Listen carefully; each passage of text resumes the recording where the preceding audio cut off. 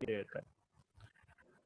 There is no interference in their day to day operation. लेकिन जो अलग अलग देशों में जो फैक्ट्रीज या चीजें ऑपरेट हो रही है उसमें वो टांग नहीं लड़ाता है। ठीक है। इसके बाद से क्या है, foreign collaboration. Usually they enter into agreement relating to the sale of technology, production of goods, use of brand name etcetera with local firms in the host country.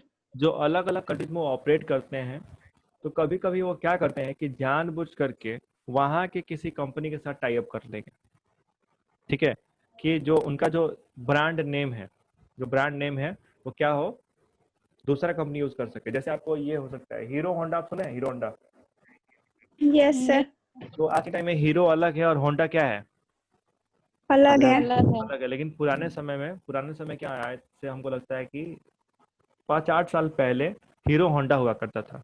Hero और होंडा दोनों का क्या था, कोलैबोरेशन था। ठीक है, जिसमें Honda क्या बोली कि ठीक है हम इंजन बनाएंगे और आप क्या करना, गाड़ी का बॉडी बनाना, और हम लोग मिल के क्या करेंगे, बिजनेस करेंगे।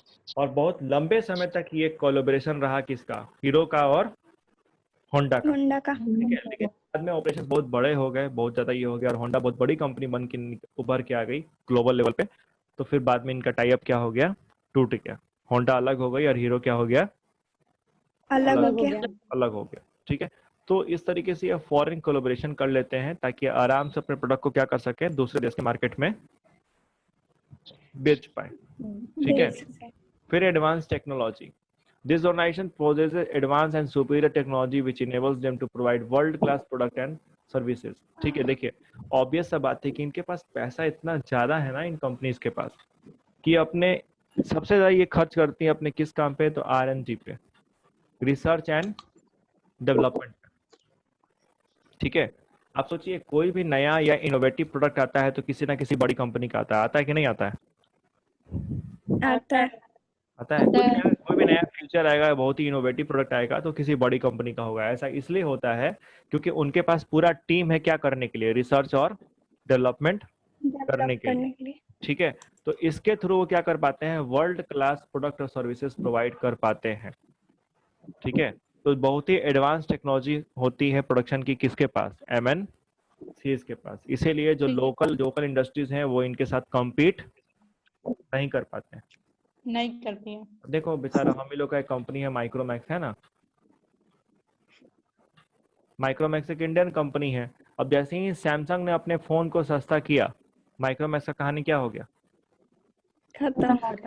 जैसे ही दो कंपनी इंडिया के मार्केट में अपना फोन लेकर के घुस रही है, सैमसंग और MI, तो सैमसंग और MI के आते आते माइक्रोमैक्स का क्या हो गया, सत्यानाश निकल गया। एक समय था कि माइक्रोमैक्स ने बहुत अच्छा मार्केट पकड़ा था, लेकिन फिर क्या हुआ, क्योंकि सैमसंग और MI का रिसर्च टीम माइक्रोमैक्स की रिसर्च टीम से क्या है, बहुत आगे है ना। फिर छठा क्या आपका, प्रोडक्ट इनोवेशन।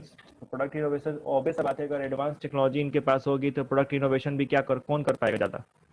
इनोवेशन मतलब क्या होता है, नया नया चीज ला पाना। इनोवेशन मतलब नवीनीकरण, कुछ नया ला पाना।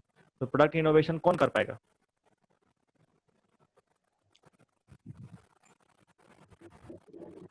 देखो एक चीज तुम लोग सिंपल सा ये सोचो कि अगर आप दुनिया में 20 जगह घूम रहे हैं तो 20 जगह लोगों को देख रहे हैं कि नहीं देख रहे हैं? देख रहे हैं। 2 बज गया क्या 12th वाले एंट्री मारने लगे। यस सर, बच गया तो। का बैच का टाइम हो गया। अच्छा इसको यहीं पे होल्ड करते हैं, ठीक है। कल फिर हम लोग यहीं से शुरू करेंगे, कल इस चैप्टर को पूरा खत्म कर देंगे, ठीक है। ठीक यस चलिए क्लास खत्म कर देंगे क्योंकि 12th वालों का एंट्री दिखाने लगा है, मैसेज आ रहा है। चलिए bye. Thank you sir. Welcome. Welcome all.